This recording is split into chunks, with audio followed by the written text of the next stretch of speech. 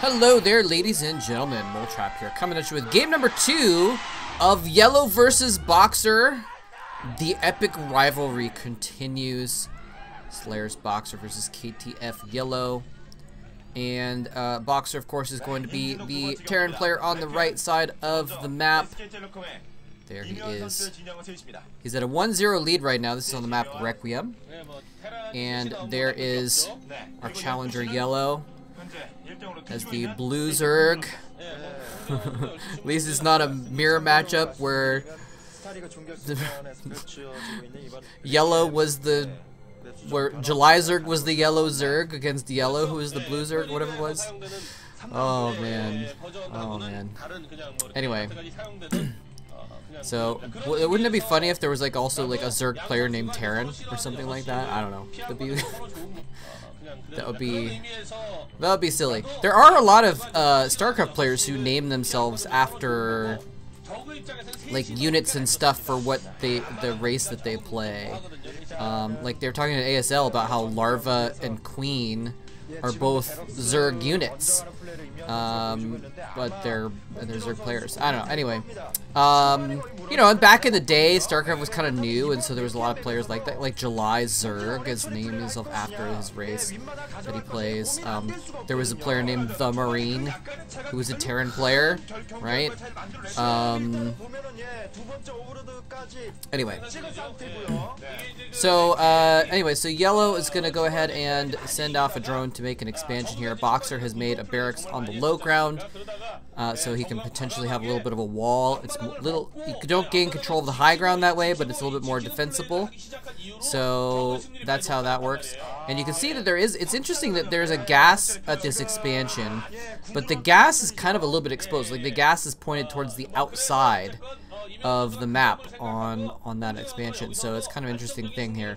Anyway, Boxer goes ahead and scouts this. YellOw has not. YellOw scouted the sort of the left side of the map first with his Overlord, so he's not going to get too much of a sense of what's going on with Boxer. He can kind of expect, you know, Boxer's going to make a barracks and a depot, but anything beyond that, he's not going to know exactly what's going on. Boxer has just going to go ahead and hold that ramp as well. I don't know if we're going to see him do a drone scout or not. But, yeah, so he is going to do a drone scout, actually. And this is it. Oh, no. He's doing it again, ladies and gentlemen. Boxer's pulling the boys. He's sending out a couple Marines, and they're actually going to shepherd away that drone scout, so the drone will not see this coming. There's, looks like 5 or 6 SCVs on the way along with these Marines. He's making a bunker, I believe, at the natural as well. No, the bunker has not started, actually. I thought he was using the scouting SCV, and here come the drones coming off the line as well to try and combat this. If he can kill off those Marines before a bunker completes, then he's not even started the bunker, and now he starts the bunker. He waits for the hatchery to complete this time. He waits for the hatchery to complete, so that way he can't just cancel the hatchery and retain the resources. There's SCVs fighting drones, drones trying to get past to fight the Marines as well. The bunker is 2/3 done, it's 3/4 done, and the SCVs are too strong. SCVs are just too powerful. They have too many hit points in compared to drones, and the bunker completes, and he's actually going to just be able to hammer away at that bunker. I'm sorry, at the hatchery, and there's a GG coming out from YellOw already. Wow. So okay, Boxer takes game number 2 in the series very quickly, and it's interesting that we saw the exact same thing in the first game, where Boxer actually pulled his SCVs, went for this rush, but in the first game he started the bunker before the hatchery was finished, and as a result, YellOw was kind of able to say, okay, well, I need to give this up because I'm going to lose this. I need to, and he ended up, I don't remember what he did, put the hatchery somewhere else or something like that. But it's interesting to note that in this case, though, he actually pulled the SCVs still, went in for an attack, right? And then, but he waited. He actually just kind of fought with the SCVs and Marines, and he waited for that hatchery to finish. And right as it finished, he put that bunker right at the edge of the creep, so it would still be within range of the hatchery before the creep spread far enough that it actually, you know, went to so that before the creep spread far enough that he couldn't put the bunker within range. That's what I'm trying to say. And as a result, YellOw couldn't actually cancel the hatchery this time. Get those resources back. Put the hatchery in his main, or use it to build sunken colonies or something like that, or extra drones. So a little bit different execution this time, and YellOw actually just GG's, which is interesting that he tapped out so early, losing that. He was gonna lose that hatchery, but I would have expected him to maybe try and play a longer game. But and I'm curious to see also. I'm wonder if Boxer would have just gone home with those SCVs, or if he would have kept up the pressure as well. Because if he stays there with the SCVs, YellOw could theoretically get back into it.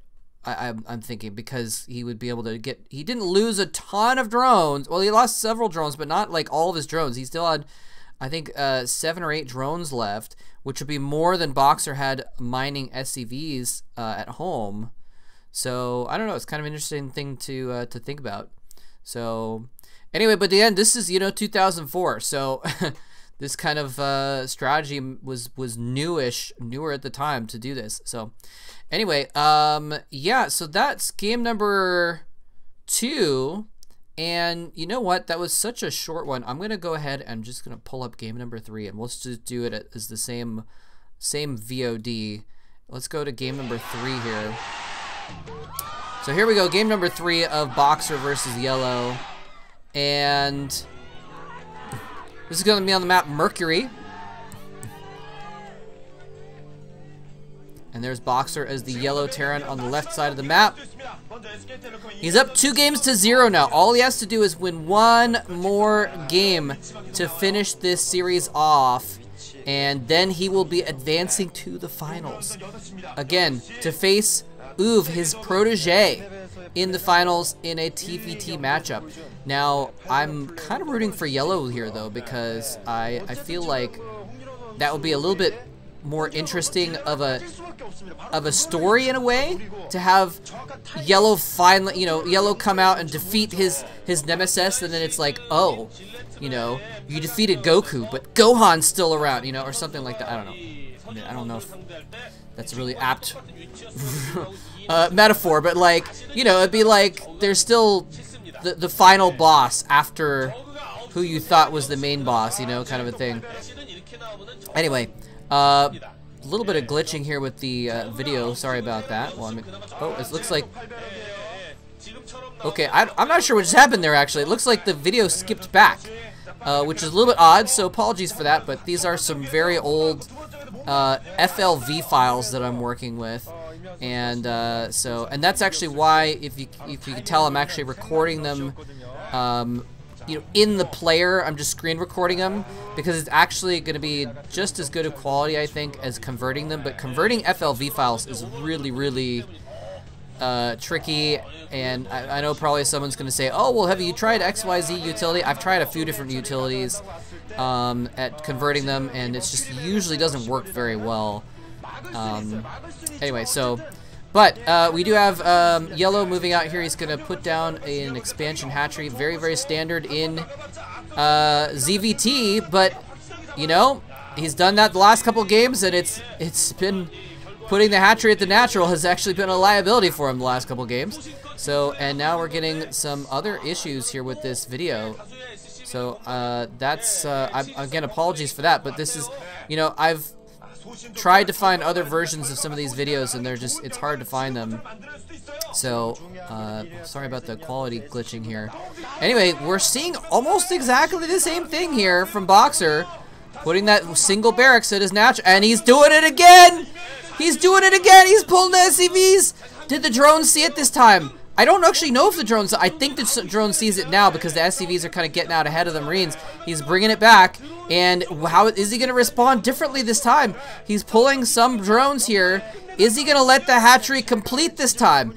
He canceled it the first game, and it turned it into a longer game. The second game, the hatchery completed, and Boxer built a bunker, And he's got the drones ready. He's got 5 drones, though. But 5 drones is not enough when there's 6 SCVs. He's bringing in 7 drones now. 7 drones versus 6 SCVs and 2 Marines is not enough. He's bringing out all the drones. The bunker completes. I'm sorry, starts. He's going in with the drones. He got it. He has to kill the Marines, though. He's attacking the SCVs. He needs to kill those Marines. If the Marines are still alive, he's trying to micro the Marines away. And what? All the Marines die, but another Marine comes in. This time, he's not going to do it. The drones are almost all dead. The drones are all dead. The bunker completes. And that is going to do it. Oh, my God. Oh, my God. This is the 2 drones mining. He gets 2 Zerglings out, but what is he going to do with 6 Zerglings? 5 Zerglings. One of them dies to the bunker fire immediately. What can he do here with 2 drones mining? He's gonna lose this hatchery. He's just, I mean, this is something I remember I've seen, you know, kind of July Zerg do in this kind of situation is he's going in, he's gonna try and kill this bunker. This is a final last ditch attempt, but there's so many SCVs still there. They're able to repair the bunker easily, and there's the GG. There is the GG from YellOw. Boxer has taken 3 games to 0. Wow. And you know, I'm like, so here's that is it. YellOw's been eliminated, and Boxer, he doesn't even look proud of this. I mean, this is like almost sad. Almost sad to see. I mean, look, he does not look excited about this win. He's kind of like almost like disappointed himself for having done that, because that is just like pretty cheesy. YellOw can't even believe it. He's just like, what the heck just happened? I just lost a semifinal match in like 30 minutes total for all the games. Because those last 2 games were like 3 or 4 minutes each. That is really disappointing. And so, you know, it's funny because I've watched this video before. It's been several years, so I actually didn't really remember it. But there's a video on the YellOw account that YellOw actually, and that's why I know it's less than 30 minutes, because I remember that the video of all 3 games is less than 30 minutes on YellOw, right? And it's the famous triple bunker rush. And I remember referring to this in a previous game, and someone left a comment like, oh, like, you should cast the triple bunker rush.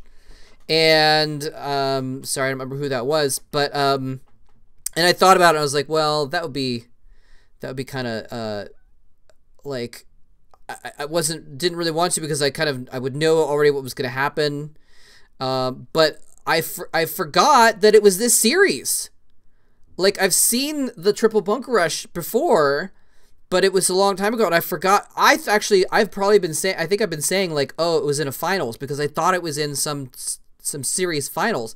It was actually this. It was actually the semifinals of this Star League, because that was it. That was the triple bunker rush, the famous triple bunker rush by Boxer, where he just bunker rushed 3 games in a row and won. And so my apologies that I've been referring to it, because I didn't actually realize that it was so. If that spoiled this series for someone, then I didn't realize that that was actually this Star League. I thought it was an earlier Star League that had happened, and this was after that. But, you know, no, it took 46 games between these guys before Boxer tried this specific strat. And wow, this is, I mean, that's just really interesting. So yeah, sorry about that I like kind of pre-spoiled it. And I think I realized it as well later on. Like, I didn't realize it after the first game, but then like after the second game, I was like, wait a second, is this it? I think this is it, you know? But anyway, so I'm not sure exactly what else to say about that, other than that's kind of insane, that worked. And it's really, really interesting from like a StarCraft history point of view too, that like this is 2004 and YellOw just did not have an answer for it, right? He just didn't know what to do. Or he didn't execute it if he did know what to do. So it seems like he kind of did know what to do, because that's what we see in modern day games. But I don't think I've seen many players die to that in modern day games. So what that means is that, you know, even though the strategy is kind of the same thing, this is what you see. You see them pull drones, and go after the Marines. You have to kill the Marines first before the bunker is complete, right? And so that's what we see in 2020 if someone does a bunker rush. But I feel like the execution has just been honed over the last 16 years to the point that it's not as deadly. Whereas in this case, YellOw is the greatest, one of the greatest, 2 or 3 Zergs in the world at this point in time, and he just folded to that strategy. And, whereas, the top 50 Zergs in the world would not fold to that strategy very easily in 2020 because it's just been gamed out more. And so, and I'm not even exactly sure what the major difference is, although, like, my impression is that in 2020, you would see the drones come out earlier, and I think you would see less of them. But what you would see them do is go past the SCVs and try and directly attack the Marines earlier on, not let them fight with SCVs there. But I don't know. I mean, it's different every time too. I don't think you usually see that many SCVs pulled for a bunker rush either. Actually, usually in 2020 with SCVs, there's like 2 or 3 that are pulled just to make the bunkers and help fight, but it's not quite an all-in because Boxer probably had 4 SCVs back at home mining, like not very many. And it's interesting, he every time he scouted first, because the thing is if he tried that without knowing what was happening, then he probably could have lost. Like if YellOw had just done a 9 pool, that doesn't happen. And if Boxer pulls SCVs and tries to do a rush against the 9 pool, there's Zerglings out instead of drones, and he loses, and he doesn't have an economy. So it's interesting how that works out. But yeah, I mean, I wish I could, I wish I knew enough about it, the matchup and that specific kind of strategy to give a comment on like how it's changed, but I just will at least point out that it has changed over the years, that's a really interesting thing to show, like, okay, back in 2004, this hadn't been solved yet. And over the years it had been solved. I mean, even probably 5 years after this, it'd been pretty much solved because we didn't see bunker rushes winning every game, Anyway, so that's going to do it for this other semifinal. Maybe, you know what, I'll do another game. I'll try and find another game, actually. Maybe I'll try and find another game between these two guys from a previous Star League or something like that. And release that as a anti-spoiler video. But I'm actually running out of time before the 20th to get all of the semifinals and the third place match done. So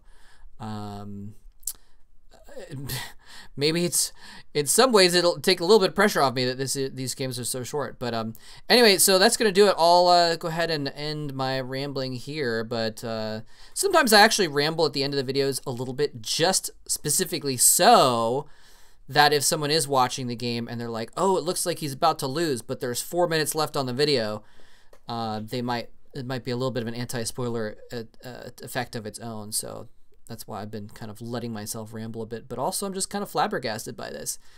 So anyway, so that'll do it. That's this. We have the finals locked in now, ladies and gentlemen. It is going to be Boxer versus Uv, the Emperor of Terran versus his protege, who, as I understand it, I don't know all the details, but he, I think, hand recruited Uv. Uv was, I think he was in the quote-unquote amateur scene. He was probably playing for a clan or something like that, but he was just so good, and this Boxer recognized something about him and handpicked him out to join the SK Telecom team, and has, kind of, obviously Uv is owed his own glory for the effort that he's put in. You don't just become one of the best Terrans in the world just because Boxer says so.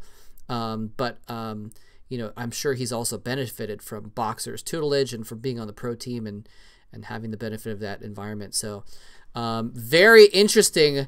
Boxer is the Emperor of Terran. He is probably the most famous Terran player of all time. And I would say there's, without a doubt, in 2004, there's some argument to be made that Flash has maybe surpassed him in some kinds of glory. But